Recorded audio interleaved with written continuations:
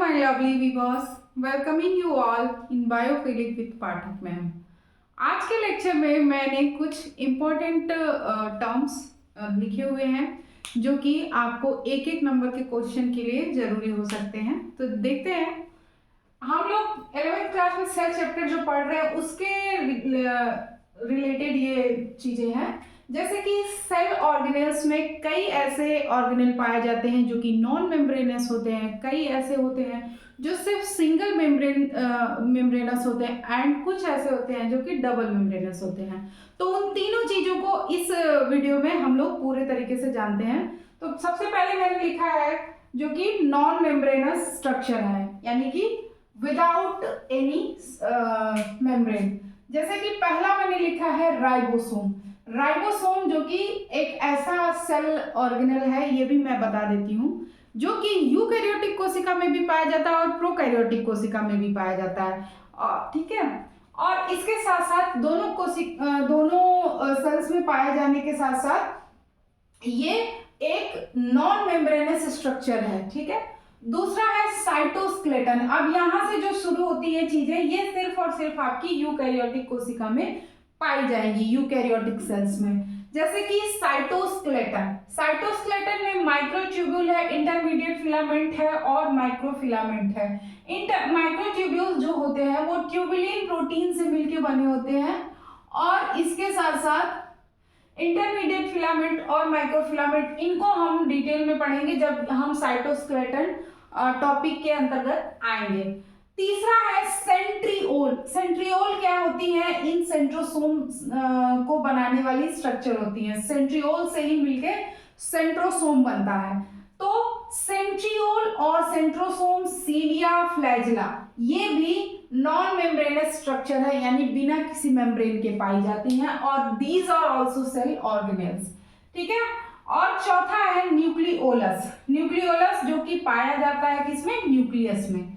ठीक है, ये ओनली ऑन यूकैरियोटिक सेल की स्ट्रक्चर की बात हो रही है, क्योंकि प्रोकैरियोटिक में तो न्यूक्लियस पाया ही नहीं जाता है। ठीक है, अब इसके साथ एक और इंफॉर्मेशन मैं आपको बता देती हूँ। ह्यूमन बॉडी में एक ऐसी सेल पाई जाती है जो कि फ्लैजिलेट होती है।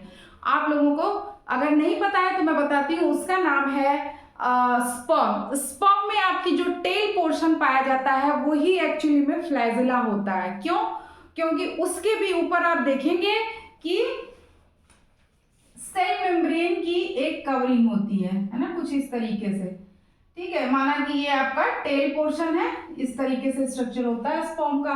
तो ये भी एक ह्यूमन बॉडी में फ्लैजिलेट सेल पाई जाती है। ये आपका एक नंबर का क्वेश्चन बन सकता है। ठीक है, दूसरा हम देखते हैं कि सिंगल मेम्ब्रेन बाउंड ऑर्गेनेल्स कौन कौन से हैं। सेकेंड टर्म, ये तो नॉन मेम्ब्रेनस वाले का नाम था, अब सिंगल मेम्ब्रेन बाउंड ऑर्गेनेल्स का नाम देख लेते हैं।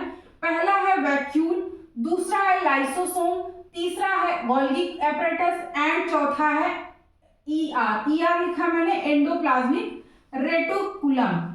एंडोप्लाज्मिक रेटिकुलम ये आपकी दो टाइप की होती है, smooth endoplasmic reticulum and rough endoplasmic reticulum. तो उसको तो हम डिटेल में जानेंगे जब हमारा आएगा एंडोप्लाज्मिक रेटिकुलम का टॉपिक। ठीक है, अब इसके बाद हम देख लेते हैं कि ऐसे कौन से ऑर्गेनेल्स हैं जो कि डबल मेम्ब्रेन बाउंड होते हैं। ठीक है, उनको जानते हैं।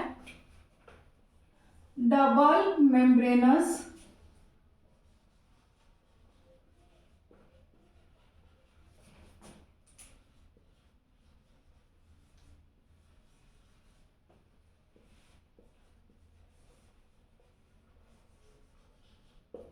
देखते हैं। पहला आपका हो जाएगा क्लोरोप्लास्ट,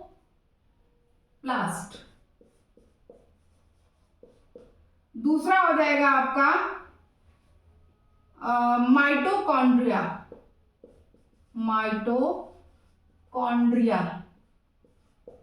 और तीसरा हो जाएगा न्यूक्लियस।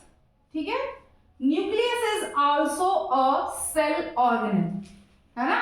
ये ध्यान देने वाली चीज है, ये तीनों ऐसे ऑर्गेनेल्स हैं, सेल ऑर्गेनेल, जो कि डबल मेम्ब्रेनस होते हैं। ठीक है, तो इस वीडियो को यही खत्म करते हैं। वीडियो देखने के लिए बहुत बहुत धन्यवाद। प्लीज़ चैनल को सब्सक्राइब करिए और अपने फ्रेंड्स के साथ शेयर करिए। Thank you for watching.